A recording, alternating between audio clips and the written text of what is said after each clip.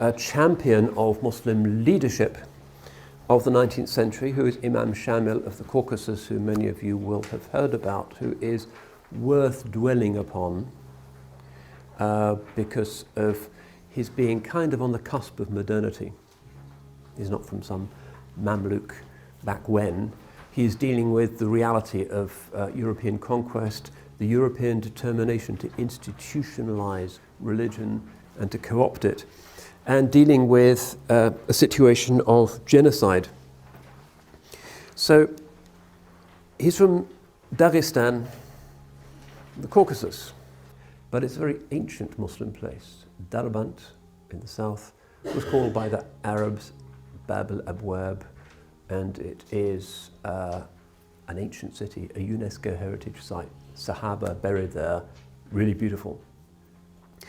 If you think about the early Muslim conquests, everybody spread out like waves of a sort of storm in every direction, and they were only stopped by the Atlantic in one direction and the Chinese in another, and to the north really by the Byzantines and then by the Caucasus. Caucasus is formidable. The highest mountains in Europe, Mount Elbrus is the highest mountain in Europe. Not Mont Blanc. Mount Elbrus is 1,000 meters higher than Mont Blanc. Enormous phalanxes of sheer cliffs. You can go to some of the Muslim villages in the Caucasus, which are built kind of on the edge of this incredible abyss, and you look down from somebody's roof or from the wall next to the mosque, and you can see below you there are clouds because it's so far down, and apparently sometimes you can see thunderstorms from above. It's a really extraordinary place, and because it's so remote, so hard to get around in those mountains, so really inaccessible, impossible to conquer, and the Sahaba didn't get beyond it. Some of them went around to the east along the Caspian, but then, according to the historians, they came to a great plain, a desert, full of dangerous snakes. And then there's something called the Putrid Sea, where you can't get any fresh water, and they didn't go further north. So this was the furthest limit of the Dar al-Islam. Islam spread slowly in these mountains, and it spreads from the south. The Dagestanis are basically Shafa'is and the Chechens as well. Chechnya converted in the 15th and 16th century. Ingushetia, which is also Shafi'i, which is one of the Muslim republics there, converted only in the 19th century. This was part of the story of Russian expansion. And Russian national identity, and this again is a headache for Muslims living in Russia. Muslims, maybe 20% of the Russian federal population, significant, is that the Russian national story is constituted by the expansion of the country against, to some extent, Prussians and Poles, Lithuanians to the west, but mainly Muslims to the south and east. The fear of the other Muslims in the Caucasus, who had always been fighting each other, was the same is going to happen to us. Chechnya, Dagestan, Ingushetia, Abkhazia, all of these other Muslim peoples, and so the only way of resisting the Russians was somehow to unite. Not easy, because they are mountain people, like a lot of mountain people in the Balkans, Lebanon, elsewhere. They have a culture of vendetta. So it was clearly a matter of survival for these people, faced with the extreme brutality of the Cossacks and the invading forces, people really facing liquidation, genocide.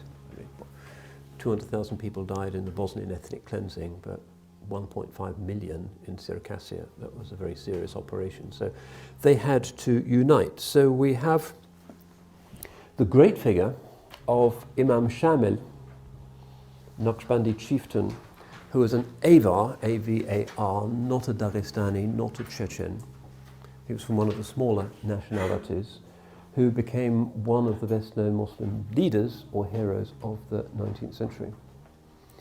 But the Caucasians, these mountaineers, are a different matter.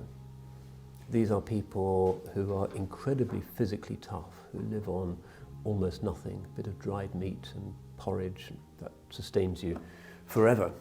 It's said that in the 19th century, a Chechen woman would never marry a man unless he had killed at least one Russian and jumped over a river at least 15 feet wide, and also jumped over a rope held at shoulder height between two of his friends. And if he hadn't done these things, then of course she wasn't going to give him the time of day. These are real warriors, and because they lived in these mountains, always walking up and down, tremendously physically strong. Physically strong, tough, and turned out to be something of a match for the enormous Russian legions. These are some of the world's great warriors. They fought like lions. And the leaders of this resistance were with the Naqshbandi sheikhs. Naqshbandis are often associated with pro-Sharia militancy in Islamic history, and certainly in the Caucasus.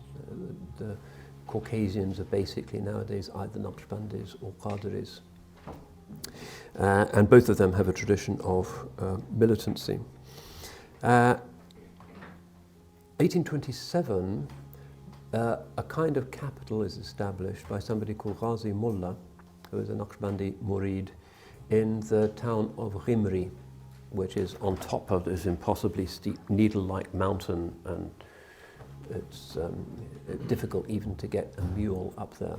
But this becomes, for 3 decades, the capital of the independent Muslim state of the Caucasus. His preaching in Naqshbandi lines is about self-improvement, and also about replacing the adat and these laws of vendetta with Sharia. Sharia doesn't recognize this kind of tit-for-tat killing, but instead insists that you deal with an injustice by going to the Qadi, who imposes a penalty, and a line is drawn under the dispute.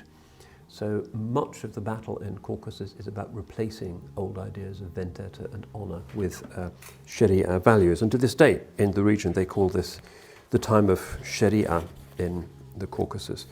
There is the problem of alcohol consumption. In the center of the villages, there are these big earthenware jars full of alcohol, and this has to be dealt with. And Imam Shamil, when he comes along, issues a ruling that anybody who claims to be Muslim who has ever consumed alcohol has to be flogged. And then somebody points out, well, you have also, in your own youth, are known to have tasted wine. And he says, yes, and I will be the first to enact this law. So he has his brother, who's also drunk, to flog him publicly, even though he's the ruler, the leader, in front of everybody. And then he flogs his brother. And that's the kind of toughness of these people. And that imposition of the rules on oneself, so that one is also part of the populace that is subject to one's leadership, is one reason why he manages to inspire people so much.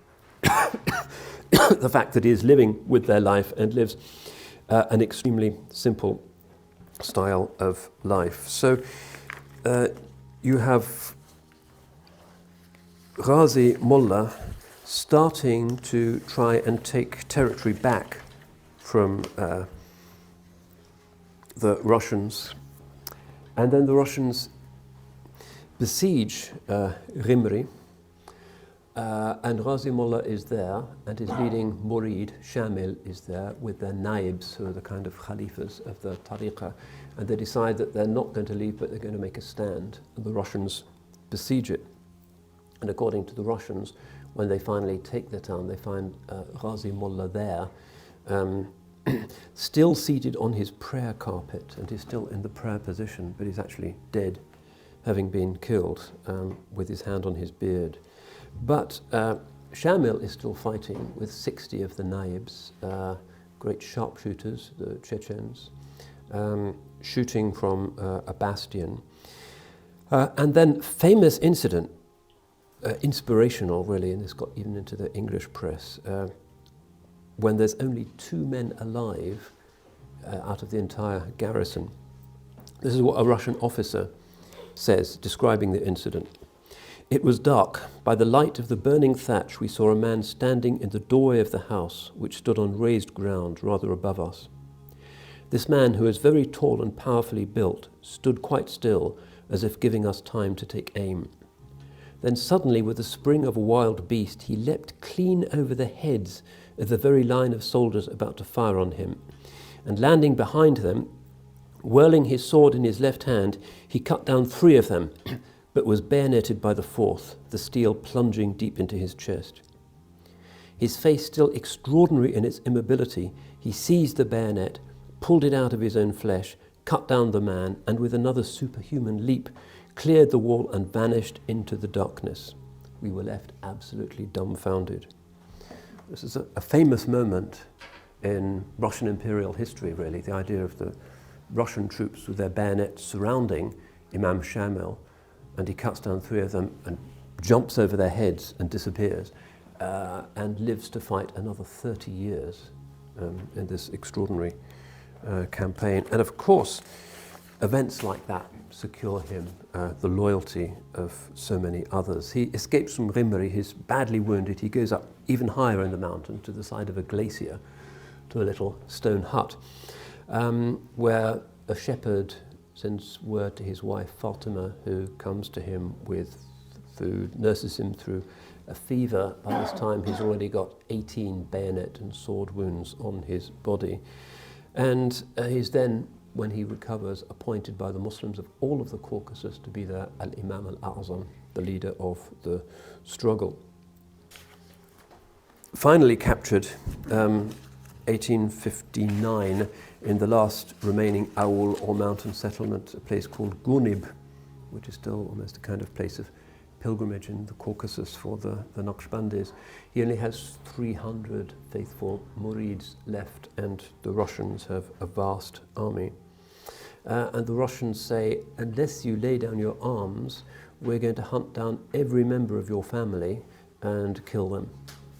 As Shamil realizes that the game is up, and so famously he gives himself up and goes off to St. Petersburg in captivity. So that was the end of the independent Naqshbandi state, and what we glean from this is Imam Shamil is appointed by his teacher Ghazi Mullah.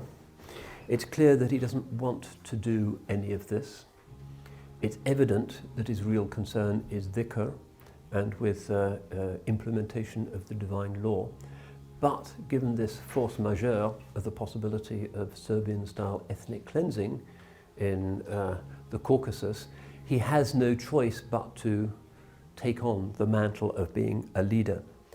But at every point, he maintains his independence and his austere and ascetical lifestyle. His food is the food of everyone else. He lives in a very simple stone hut throughout the quite excruciating Caucasian winters. At altitude, he shares their suffering. He is at the front line of combat, and in this we detect something of the prophetic Muhammadan spirit.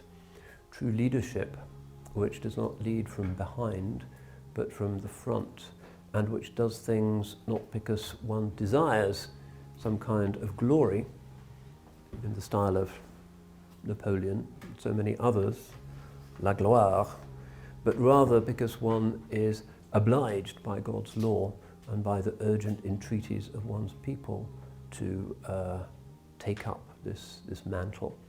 But at all times, despite being angry at what the Russians had done, and it was a righteous anger, at no point does his anger lead him into needless massacre and mayhem.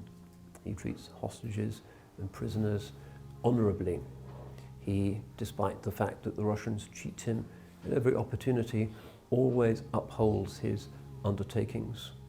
And thus is his memory in Medina with his family, and in the Caucasus, Russia, and much of the Ummah still revered as somebody who was Mosaic and not Pharaonic, somebody who did not wish for leadership but had it thrust upon him, and as a result, as is promised in the hadith of the Holy Prophet, was given help in his leadership.